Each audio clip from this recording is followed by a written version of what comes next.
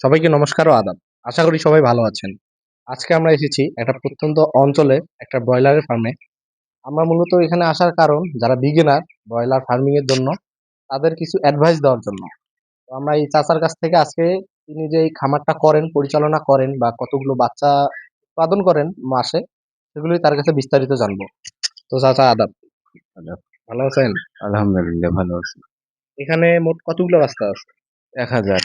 ১,০০০ piece বাচ্চা। হ্যাঁ। আপনারা কি কিনে আনেন নাকি না, কোম্পানির সাথে? ও কোম্পানির মাধ্যমে ব্যবসা করি।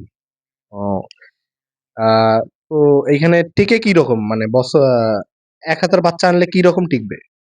মনে করো ১,০০০ বাচ্চা আনলে আমার সর্বমোট যদি খরচ যায় ২,৬০,০০০, হুম, এই ২০-৩০,০০০ টাকাই মানে লাভ হয়। তো ব্রুডিং এর ক্ষেত্রে আপনাদের কাছে কি কি সমস্যা মনে হয়, মানে অর্থাৎ বাচ্চা যখন আনা হয়, প্রথম দিনের বাচ্চা বা দ্বিতীয় দিনের বাচ্চা, তখন ব্রুডিং এর কি কি ক্ষেত্রে সমস্যা দেখা দিতে পারে?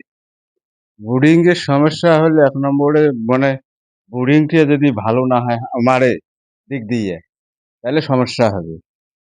তাও কি রকম সমস্যা হইতে পারে, যে বাচ্চা মারা যায় বা বাচ্চা আলো? মারা যাবে হয়তো। বাচ্চা মনে করো যদি ২ টি ব্রুডিয়ার যদি একখানে করি, বিশেষ কারণ কারেন্ট গেল, বাচ্চা পাইলিং হয়। তাতে বাচ্চা বেশি ধরনের ক্ষতি হয়। হয়তো ১-১৫০ যেতে পারে।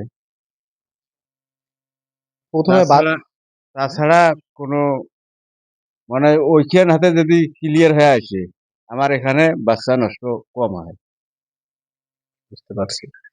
আর তো ওইখানে যদি একটু ডিস্টার্ব করে, তাহলে মানে খরচ বাঁচাই আমরা।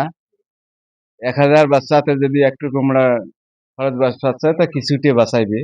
কিন্তু আমার এখানে এসে ডিস্টার্ব হবে। তো আপনারা ১,০০০ বাচ্চার জন্য এখানে কত ফিট স্কয়ারের ঘর তুলছেন? আমার এতে ঘর আছে মানে ফিটের হিসেবটা তো আমি কম বুঝি, কিন্তু আমার এই লম্বা আছে ৫০ হাত, আর পাইতলটা আছে মনে করো ১৭ হাত। তো আপনারা কতদিন পর এই বাচ্চাগুলো বিক্রি করেন? আর কত টাকা, মানে বাজার কি রকম থাকে? ও, মানে কোম্পানি রেট আমার যেটা দেওয়া আছে তার চেয়ে যদি উপরে যেটা বেচায় সেইটাই অর্ধেক ভাগ হয়। তোমরা অর্ধেক পাই, আমরা অর্ধেক পাই। আর তাও যদি আর যদি ইয়েতে কম দামত বেচায় তোমরা, তাহলে তো ওই যেটা আমার সাথে চুক্তি সেইটাই আমরা পাই। কতদিনে বাচ্চা আপনারা বিক্রি করেন? মানে সর্বোচ্চ ৩৫ দিন। ৩৫ দিন। হুম। এখানে খাবার কি রকম? ১,০০০ বাচ্চার জন্য খাবার কি রকম টাকার, মানে কতগুলা ফিডের বস্তা ও, প্রয়োজন? খাবার হলো ১,০০০ বাচ্চার খাবার হল ১৫০০ কেজি, না ৩০০ কেজি। কয়টা বস্তা দেয়? ৬০টি বস্তা যায়, ৫০টা করি, ৫০ কেজি করি। বস্তা কত করে কেজি? মানে বস্তার দাম কত থাকে? এক বস্তার দাম?